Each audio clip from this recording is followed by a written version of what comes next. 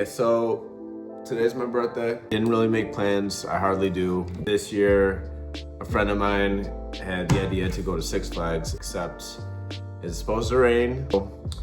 And I just found out today, which I was super bummed out about. So instead, the plan is we're gonna go to Beatrix, Putt Shack, and then the Botanical Gardens. So it'll be fun. It's something, like I said, birthdays, like, I don't know. I usually don't make a huge deal about them. I never really have. So, yeah, it's another day.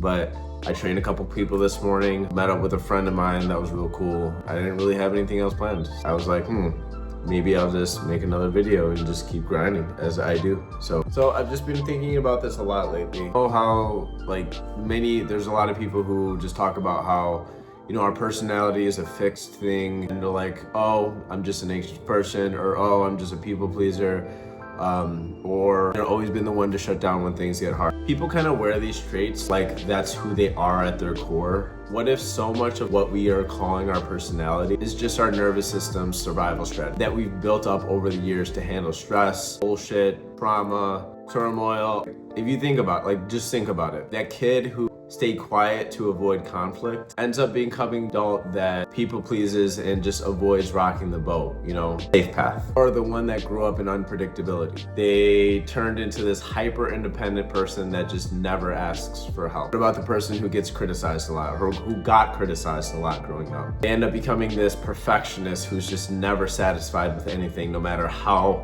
perfect that they get it.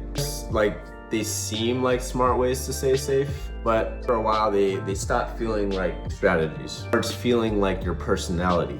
And the thing is, the nervous system gets so good at recognizing these patterns, it just ends up being an automatic thing at a certain point. I'd almost say it's comfortable or even familiar. And the funny part is, like, the ego is gonna defend it. We defend these parts of ourselves. Sometimes people will just say, like, that's just how I am, because losing that feels like I'm losing a part of it. Honestly, it's just an armor that we put on to survive whatever it is we went through.